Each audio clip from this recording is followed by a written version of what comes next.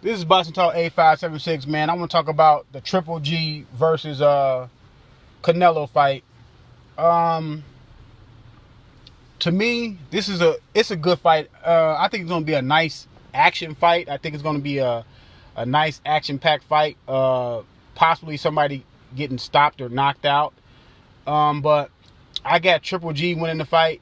I just think Triple G is the better fighter. I just think Triple G at 160, in my opinion, that's his prime division. I just think that he just ruled the roost in that division. I just think he's the best fighter in that division. Yes, he had a competitive fight versus Danny Jacobs, but Danny Jacobs is a athletic. He's a tall, strong guy himself. So, and plus Danny Jacobs can fight. So him having a competitive fight versus Danny Jacobs, that's nothing wrong with that, because I see a lot of people saying that Danny Jacobs gave him a hard fight, but Danny Jacobs is a pretty good. The only thing that was wrong with Danny Jacobs was his chin. His chin held up. Danny Jacobs, but Danny Jacobs did a whole lot of things, man, to even get in the type of shape he needed to fight Triple G. That's how you know Triple G is a real dude, man, because Danny Jacobs had strength and conditioning coaches, 2 or 3 of those strength and conditioning coaches, all this stuff. He didn't have the weigh-in for the IBF because I guess the IBF got to be a certain weight, so he was not going to fight for the IBF title because he wanted to pack on more pounds. So it probably helped him, taking some of those big shots that he took from Triple G, because he took 3 or 4 big shots that wobbled him. So maybe that helped him. So, but Canelo is not that type of fighter. Canelo is a counter puncher.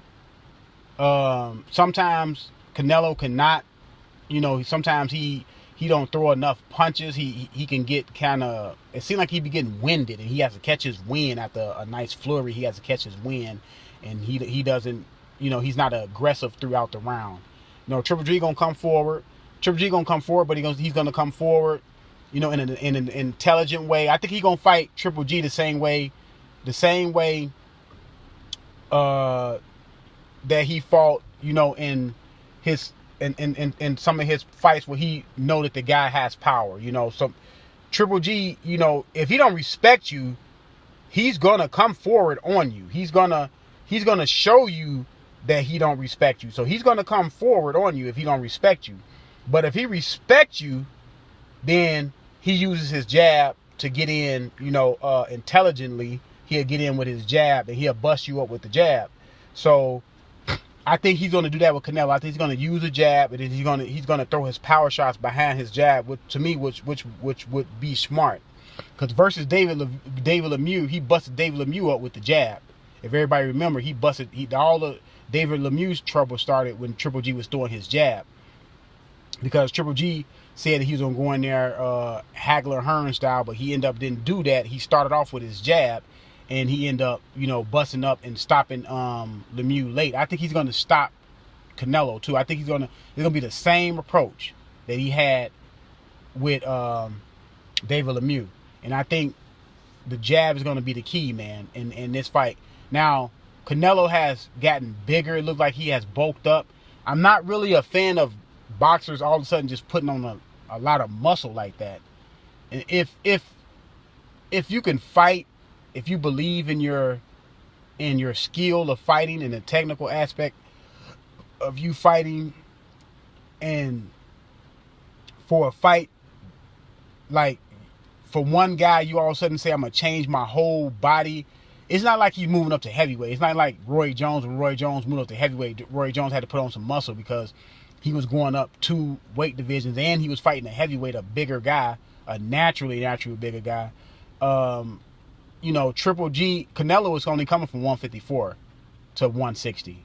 So it's not like he has to put on crazy muscle. And to me, that probably it look like it's going to it might slow him down. And if he's slowed down, because I think he's faster than Triple G, especially in throwing, combinations. He's more faster than Triple G. And if he's not going to be faster than Triple G, then what is the advantage he gonna have in the fight? Because he don't have a height advantage. he don't have a height advantage. He don't have a natural, 160, being at 160 advantage.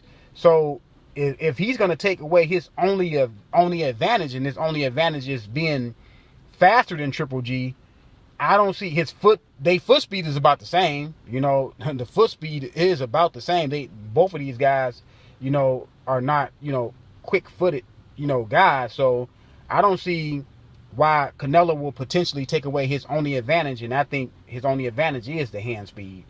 So I'm trying to figure out why he putting on that much weight. Does he feel like he has to be that much stronger? Because Triple G is probably naturally stronger than him. These guys have sparred before in the past, and they haven't mixed things coming out about the sparring that Gannady Golovkin got the best of Canelo, or on the other side Canelo said he did good. So I'm just gonna I'm gonna pick Triple G, man. I'm gonna pick Triple G by late stoppage, man. Around about 10th round stoppage. This is Boxing Talk 857. Let me know what you think.